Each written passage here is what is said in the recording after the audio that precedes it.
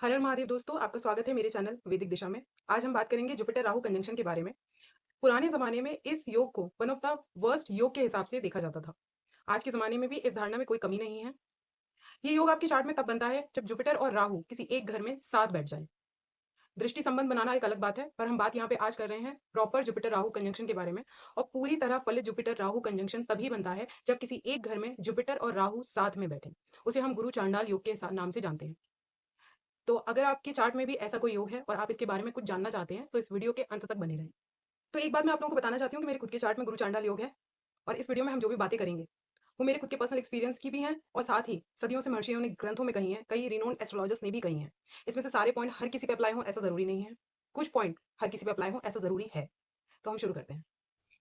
सबसे पहले हम बात करेंगे कि किसी के भी चार्ट में गुरु चांडाल योग बनता क्यों है। आखिर ऐसा हमने क्या किया है जो हम गुरु चांडाल योग लेकर पैदा हुए हैं। क्योंकि किसी भी ग्रह का प्लेसमेंट पहले से निर्धारित होता है, व्यक्ति के प्रारब्ध के रूप में ही। अगर कहीं पे भी कोई ग्रह बैठा है तो उसका एक रीजन है, चाहे वो अच्छा हो चाहे बुरा स्थिति लेकर कोई प्लैनेट बैठा हो। आपने अच्छा कर्म किया है, उस हिसाब से उस प्लैनेट की अच्छी स्थिति आपको मिली है, और आपने कोई गलत कर्म किया है पहले की जिंदगियों में, जिस वजह से उस प्लैनेट की गलत जो दृष्टि है या उसकी स्थिति है वो आपके चार्ट में बन रही है।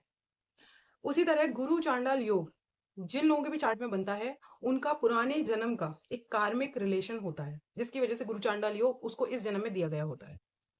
अब बात करते हैं अपने उस कर्म की जिसकी वजह से हमें इस जीवन में गुरु चांडाल योग मिला है। हमने अपनी पुरानी जिंदगी में अपने गुरु को बिट्रे किया है, उन्हें चीट किया है।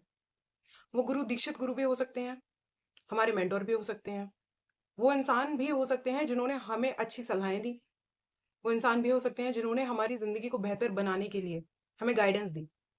ओवरऑल हर एक वो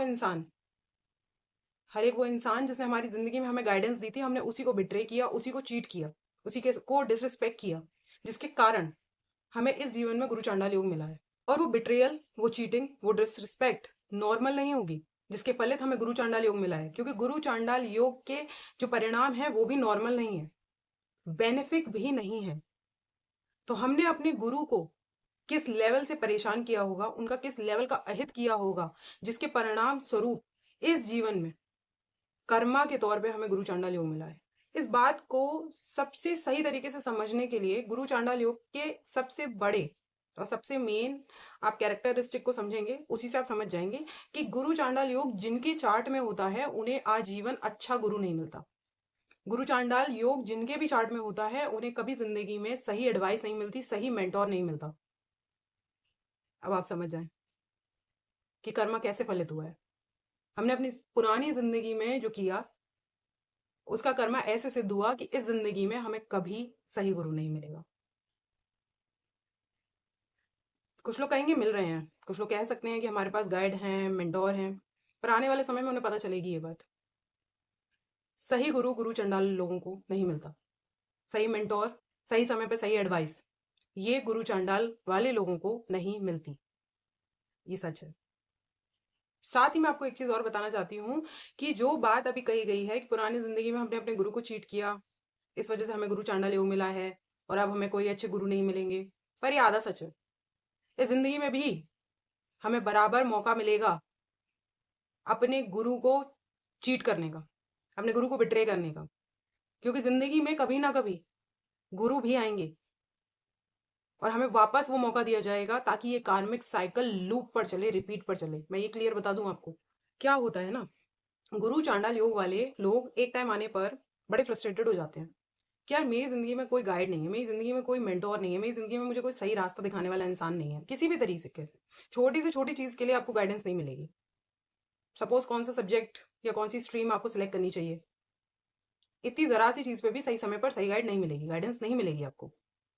एंड जब आप सुन लोगे, कर लोगे, एंड देन आप रिग्रेट करोगे और आप सोचोगे कि मुझे जिसने जो सलाह दी थी वो गलत थी, मुझे उसकी सुननी नहीं चाहिए थी। और ऐसा करते करते एक उम्र आने के बाद आपका नेचर बन जाता है दूसरों को चीट करने वाला, दूसरों को मिसगाइड करने वाला। आप भी लोगों को सही सलाह देना बंद कर देते हो। ये ह्यूमन नेचर है। और जब आपका पूरा व्यक्तित्व ऐसा बन जाएगा तब आपकी जिंदगी में एक सच्चे गुरु आएंगे और फिर ये साइकिल वापस रिपीट होगा और ये साइकिल चलेगा रिपीट पे। इस बात को ध्यान रखिएगा।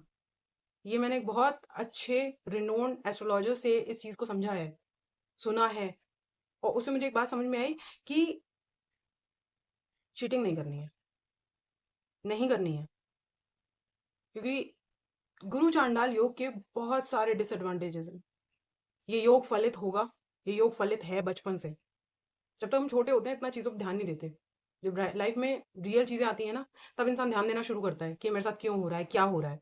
एंड देन फिर वो जाता है एस्ट्रोलॉजर पे, या आजकल तो बंदे खुद ही अपना चार्ट देख लेते हैं। तब फिर उसे समझ में आ रहा है कि अच्छा ये जुपिटर राहु कंजंक्शन है, इसकी वजह से मेरे साथ ये हो रहा है। लोगों ने कह दी अच्छे गुरु नहीं मिलेंगे, लोगों ने कह दी कि भाई तुम्हें तो कभी अच्छे गुरु नहीं मिलेंगे, तो बंदे का एक प्री माइंड सेट हो जाता है कि भैया मुझे तो अच्छे गुरु नहीं मिलेंगे, मुझे तो हमेशा लोग धोखा देंगे, मुझे तो चीट करेंगे, तो अब मुझे ये करना है। अब कुछ लोग इसमें सेफ गार्ड लेके चलो तो ज्यादा बेटर है, बजाय किसी और को चीट करने पे उतर आने के। बिकॉज एक कर्मा लेके आ रहे हो जिसे लाइफ लॉन्ग भोगना है, क्योंकि गुरु चांडाल योग ऐसा है जो किसी उम्र पे जाके भी अपनी शक्ति खत्म नहीं करता। आप सोचो ना, आप खुद सोचो कि इसे सबसे बुरे योगों में से एक गिना जाता है। चलो इस योग को बेटर समझने के लिए पहले इन दोनों एनर्जीज को बेटर समझते हैं। सबसे पहले बात करते हैं हम जुपिटर की, जिन्हें देव गुरु कहा जाता है। वो देवताओं के गुरु हैं, देवताओं को गाइड करने का काम जुपिटर करते हैं। जुपिटर रिप्रेजेंट करते हैं प्योरिटी को, प्रोस्पेरिटी को। हमारे चार्ट में जुपिटर की सही प्लेसमेंट डिवाइन ब्लेसिंग्स गिनी जाती है। जुपिटर की दृष्टि जहां पड़ती है वहां वो मेलिफिक्स की दृष्टि को भी खत्म कर सकते हैं, उनमें इतनी पावर है। आप ये मानिए जुपिटर दादाजी हैं, वो पिता, माँ, भाई, बहन, मामा, चाचा, फूफा सबको कंट्रोल करने की पावर रखते हैं। जुपिटर एक सात्विक ग्रह है जो नॉलेज और विजडम को रिप्रेजेंट करते हैं। जुपिटर एक ऐसी डिवाइन ब्लेसिंग है जो बिल्कुल काले अंधेरे में, काली रात में एक आशा की किरण जिसे कहा जाता है ना, वो जुपिटर है। जुपिटर वेजिटेरियन है, जुपिटर नॉन स्मोकर है, नॉन ड्रिंकर है, the purest form of anything is Jupiter. अब बात करते हैं राहु के बारे में, क्योंकि गुरु चांडाल योग दो शब्दों से जिसे मिलके बना है, उसमें दूसरा शब्द है चांडाल, जो कि राहु है। राहु असुर है, अपने आप में मोह, माया, लोभ, मद, मस्तर हर किसी को रिप्रेजेंट करने वाले एंटिटी हैं। राहु लालच है, राहु भ्रम है, राहु मति भ्रष्ट है, राहु एक ग्रहण है। जब राहु जुपिटर के साथ बैठते हैं तब वो जुपिटर की प्योरिटी और प्रोस्पेरिटी को डैमेज करते हैं। इसमें डिग्री देखना बहुत जरूरी है। पहले मैं क्लियर कर दूं कि कौन कितनी डिग्री लेकर बैठा है। देखना पड़ेगा कि जुपिटर राहु को पकड़ के बैठे हैं या राहु जुपिटर के पीछे चल रहे हैं, कौन आगे कौन पीछे, डिग्री से देखना पड़ेगा, पहली चीज। दूसरी चीज ये भी देखना पड़ेगा, देखिए चार्ट में 12 घर होते हैं, 1 to 6। यहाँ अगर जुपिटर और राहु का कंजक्शन बन रहा है तो जुपिटर एस्पेक्ट करेंगे केतु को। अब ऐसी स्थिति में क्या होता है, जब जुपिटर केतु को देखते हैं तो मून डैमेज होता है। अब दूसरी तरफ जाते हैं, 7 से 12 में अगर जुपिटर राहु कंजंक्शन बन रहा है तब यहाँ पे केतु जुपिटर को देखते हैं और ऐसे में केतु का डैमेज होता है। बात समझिएगा, दोनों में थोड़ा सा अंतर है, राइट। अब बात करते हैं जुपिटर राहु वाले लोगों में देखी जाने वाली प्रमुख चीजें। सब पे एप्लीकेबल नहीं होंगी, जिन पे एप्लीकेबल होती हैं वो कमेंट बॉक्स में बता सकते हैं। सबसे पहले बात करते हैं बर्थ टाइम की। जुपिटर राहु कंजंक्शन वालों का बर्थ इजी नहीं होता। बर्थ टाइम पर माता जी को, जो मदर होती हैं, उनको बहुत कष्ट देखना पड़ता है। आराम से डिलीवरी बहुत ही कम लोगों की देखी गई है। हॉस्पिटल पहुंचने में डिले, ट्रीटमेंट मिलने में डिले, ऐसा देखा जाता है। जुपिटर राहु कंजंक्शन वाले लोगों के बर्थ के टाइम पर उनके घर का माहौल भी अच्छा नहीं होता। कलह, क्लेश, लड़ाइयाँ, युद्ध क्षेत्र हो सकता है। जुपिटर राहु कंजंक्शन वाले लोगों के ग्रैंड पेरेंट्स का जो होते हैं उन पे उनके बर्थ के 1 साल पहले और 1 साल बाद कुछ इवेंट हैपन हो सकता है।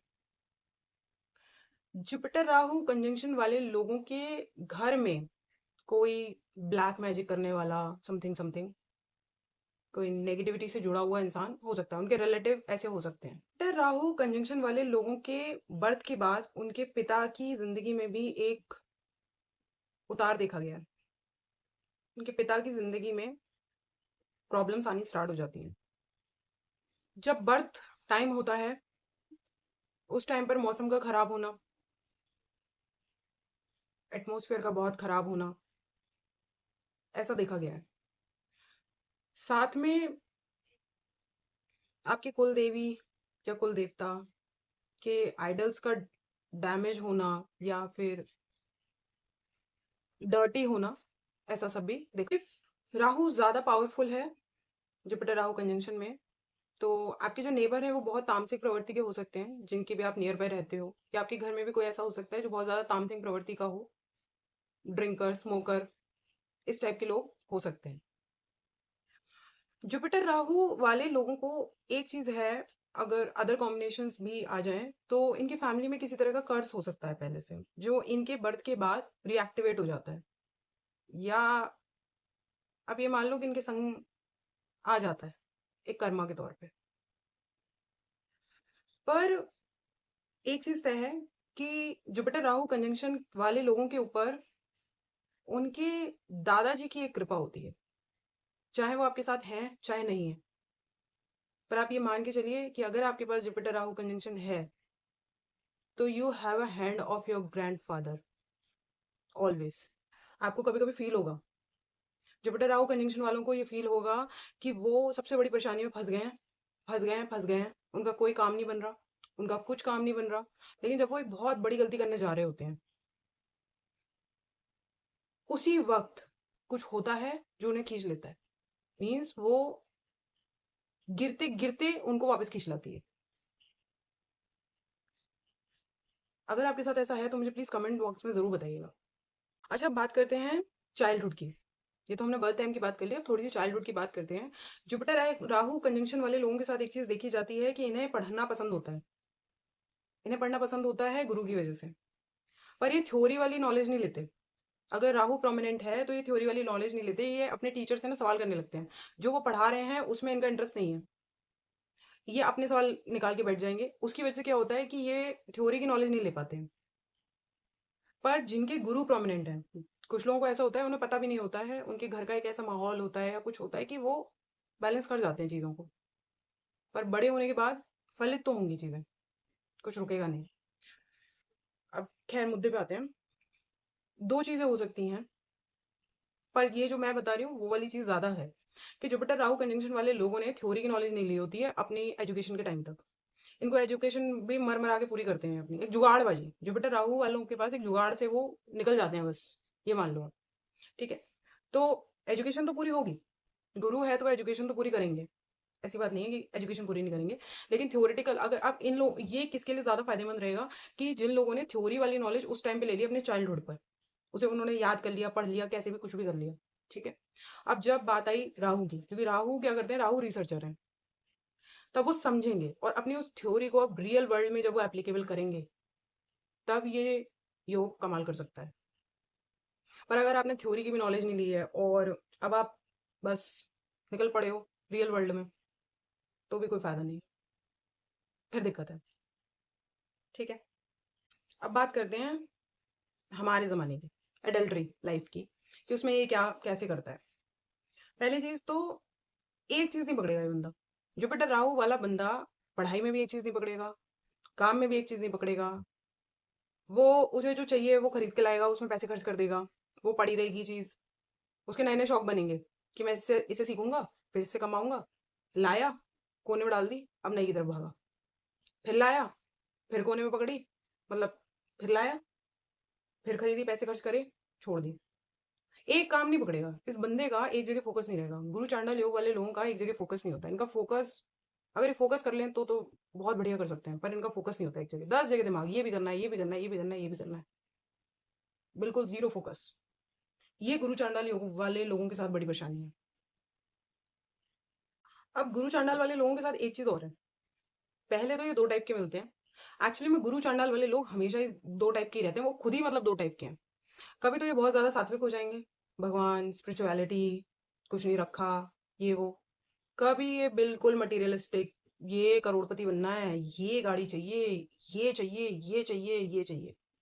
इनकी खुद की डुअल पर्सनैलिटी है। कभी गुरु आ जाते हैं सामने, कभी राहु आ जाते हैं सामने। ये खुद ही में कन्फ्यूज़ हैं। गुरु चांडाल वाला आदमी एक चीज़ सोचता रहता है कि मेरी लाइफ़ का गोल क्या है? मुझे आखिर करना क्या है? ऐसा क्या है जिसे मैं प्रोमिनेंट तरीके से कर पाऊँगा? ऐसा क्या है जिसे करके मुझे पक्की सच्ची खुशी मिलेगी? स्पिरिचुअलिटी इनसे छूटती नहीं है, इनके अंदर है वो। ये भले ही उसे फ़ॉलो करें, ना करें, वो राहु की डिग्री पे डिपेंड करता है। जैसे कि मैंने कहा, देखा जाएगा कि राहु गुरु को खींच रहे हैं कि गुरु राहु को लेके चल रहा है, ठीक है? तो ये चीज़ें इनमें रहेंगी, फ़ोकस इनका कहीं नहीं होगा, ना पढ़ाई सही, ना काम पे फ़ोकस।